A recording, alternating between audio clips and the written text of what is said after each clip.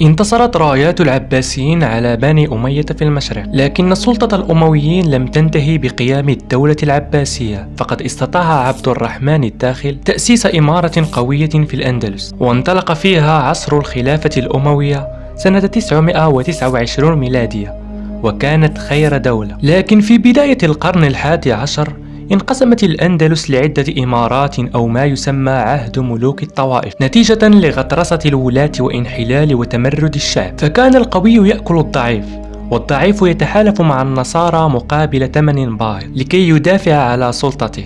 فمن بين هذه الإمارات نجد بني حمود أو الأدارس الأفريقيين في الجنوب أصحاب مالاغا، وبنو عباد زعماء إشبيلية، وبني دينون زعماء طليطلة، ويوجد في الشرق بنو عامر. كان الحال بين هذه الإمارات كله خصومات وتطاحنات، فنشب صراع بين طليطلة وقرطبة، والذي سينتهي بحرب طاحنة بين الإمارتين. وبعد نهاية الحرب بدون فائز ولا منهزم، استغل ألفونسو ملك قشتال الوضع، فأعلن الحرب على طليطلة سنة 1079 ميلادية. فبدأت بوادر الضعف تظهر على هذه الإمارة، خصوصا أنها لم تجد معاونا من باقي الإمارات. فزعيم إمارة سرقسطة ابن هود كان في حرب مع سانشو الأول ملك آراغون، أما إشبيليا فكانت في حرب مع غرناطة، فلم يستطع أي أمير من الأمراء مساعدة طليطلة غير أمير بطليوس يحيى ابن الأفطس الملقب بالمنصور. لكن قام ابن العباد بمهاجمته، فقد كان حليفا لألفونسو، فخاف بطليوس أن تسقط إمارته، فبقى منشغلا عن مساعدة طليطلة. وفي ماي سنة 1085 سقطت طليطلة رسميا بعد أن حكم المسلمون 4 قرون. أحدث سقوط طليطلة رد فعل عنيف، أطار المسلمون في أنحاء الأندلس كلها، فهاجموا روما ووصلوا إلى كنيسة القديس بطرس، وهكذا بدأ القتال ضد المسلمين يتخذ صفة الحرب الصليبية، وكان للباباوات دور في هذه الحرب. فبدأ ألفونسو يتوسع على حساب المناطق المجاورة من طليطلة، فأحس المعتمد بن العباد بالتهديد والندم بعد تحالفه مع النصارى، فأرسل رسالة يطلب منه التوقف عن توسعاته، فلم يكترث ألفونسو لهذا الإنذار، فبدأ يظهر لأمراء الأندلس شبح السقوط أمام أعينهم، فاجتمعوا أن يتحدوا ضد الحملة الصليبية، لكن قواتهم لا تكفي لرد عدوهم، فاجتمعوا على أن يستنجدوا بالمرابطين زعماء المغرب واستدعائهم إلى الأندلس. لكن بعض الزعماء نصحوا المعتمد بن العباد بأن لا يستدعي يوسف ابن تاشفين خوفا من استيلائه على الأندلس، فأجابه بعبارته التي دخل بها التاريخ: لأن أرعى الإبل عند ابن تاشفين خير من أن أرعى الخنازير عند ألفونسو.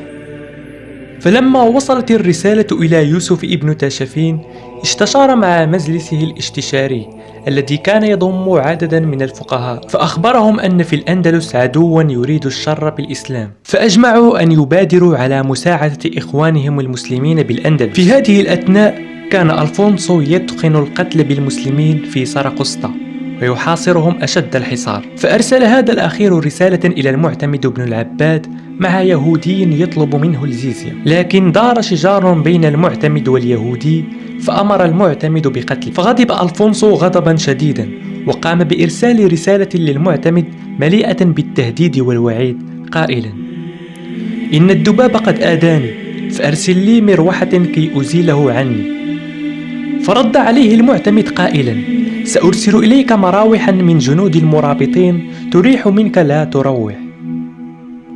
توحدت جهود النصارى ونبذوا الخلافات بينهم، فاتحدت مملكة قشتالة وأراغون بقيادة سانشو الأول، وجاءت قوات داعمة من مختلف الممالك الأوروبية، واتفقوا على سحق دولة الإسلام، معتقدين وزازمين أن قدرتهم كافية لهذه المهمة، ونبذوا كل خصوماتهم متحدين بجيش ضخم، فاحتلوا قوريا من بني الأفطس، وهجموا على إشبيليا وحرقوا قراها وحقولها، وهجموا أيضا على سرقسطة وأحرقوها وأدخنوا القتل في سكانها. في الجهة الأخرى أجمع يوسف ابن تاشفين على قطع البحر لمساعدة إخوانه، وتعهد كل أمير من الممالك الإسلامية بأن يجمع كل ما بوسعه من المؤن والجند. وأخيرا وصل يوسف ابن تاشفين إلى أراضي الأندلس بجيش المرابطين، فوصل قرب بطليوس ولبث هناك 3 أيام. في هذه الأثناء وصل نبأ وصول المرابطين إلى زعماء النصارى،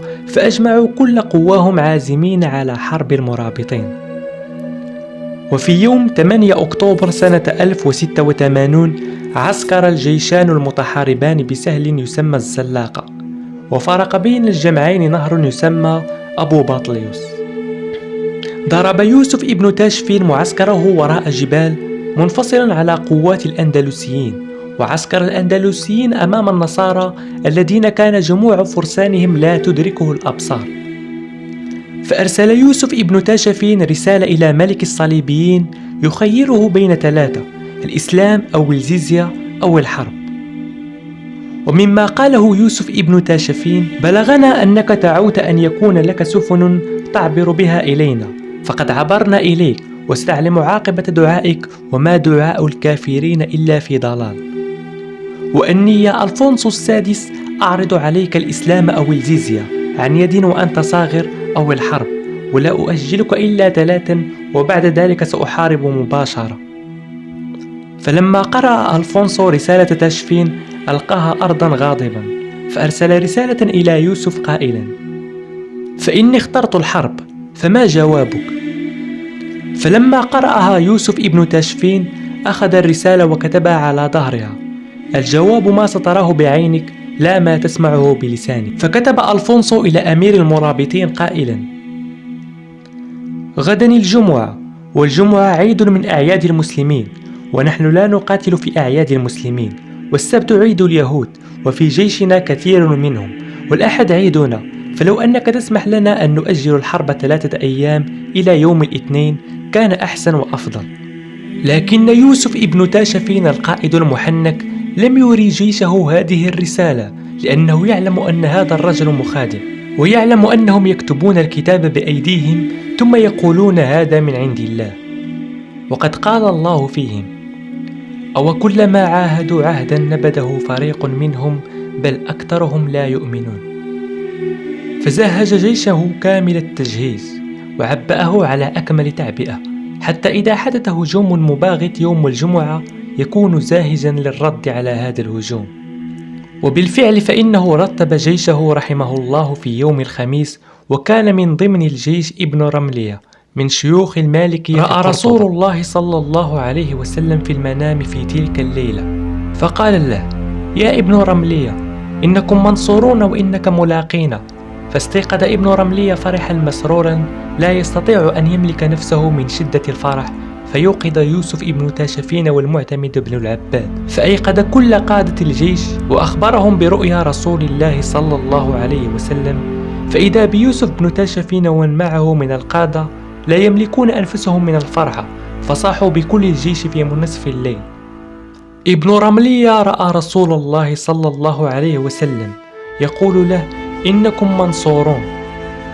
وإذا الجيش كله يعيش لحظة من لحظات السعادة العجيبة جدا لم يذوقوها منذ سنوات في أرض الأندلس. فتتوقت النفوس إلى الشهادة، ويأمر يوسف بن تاشفين جيشه بقراءة سورة الأنفال، وأمر الخطباء بأن يحفزوا الناس على الجهاد، ويمر هو بنفسه رحمه الله على الفصائل ويقول لهم: طوبى لمن أحرز الشهادة ومن بقي له الأجر والغنيم. رتب ابن تاشفين جيشه الذي كان يتكون من 45,000 مقاتل، مقسم بين جيش المرابطين وجيش الأندلس، وصلى بهم الفجر. وبعد الفجر يغدر ألفونسو السادس فهجم على الجيش فوجده على تعبئة، فقد قسم يوسف ابن تاشفين الجيش إلى نصفين، نصف أمامي ونصف خلفي. أما النصف الأمامي فقد طلب المعتمد على الله بن العباد أن يكون على قيادته ومن معه من الأندلسيين، فهو يريد أن يكون بين المسلمين والنصارى، وأن يغسل عار السنين ويمحو الذل الذي أذاقه إياه ألفونسو السادس، وأن يتلقى الضربة الأولى من جيش النصارى. فيقف المعتمد على الله بن العباد في مقدمة الجيش، وخلفه داود بن عائشة كبير قادة المرابطين. أما الجيش الخلفي ففيه يوسف بن تاشفين رحمه الله، فهو يختفي خلف تل من التلال البعيدة عن أراضي الموقع. وعدد أفراد الجيش الثاني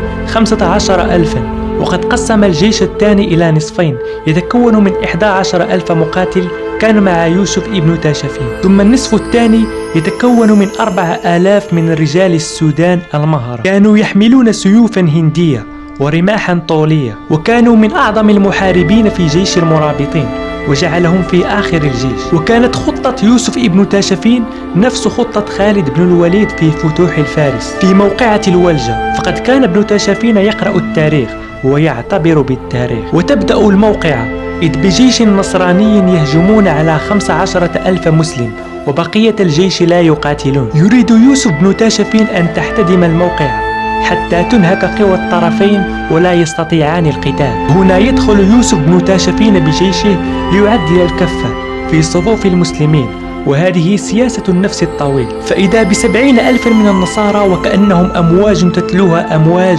وأسراب تتبعها أسراب يهجمون على جيش المسلمين، والمسلمون صابرون. فقد مات على المعتمد بن العباد 3 خيول وهو صابر، حتى كان لا يرى من كثرة الدماء، إلى أن وصل وقت العصر، وهناك يشير يوسف ابن تاشفين إلى من معه أن انزلوا وساعدوا إخوانكم. أرسل يوسف بن تاشفين جنوده على دفعات إلى أرض المعركة، مما أدى لتحسين موقف المسلمين. ثم عمد ابن تاشفين على اختراق معسكر الصليبيين ليقضي على حراسه ويشعل النار فيه، الأمر الذي أدى إلى تفرقة جيش ألفونسو بين مدافع عن المعسكر ومحارب للقوات الإسلامية. حوصر اللاعين وبقية جندي، ولم يتبقى منهم سوى ألفونسو الذي قطعت قدمه في المعركة، ورجع معه 450 فارسا أغلبهم مصابين. هرب الذين تبقوا من جيش ألفونسو، ولم يصل منهم إلى طليطلة سوى 100 فارس، وكان يوما على الكافرين عسير.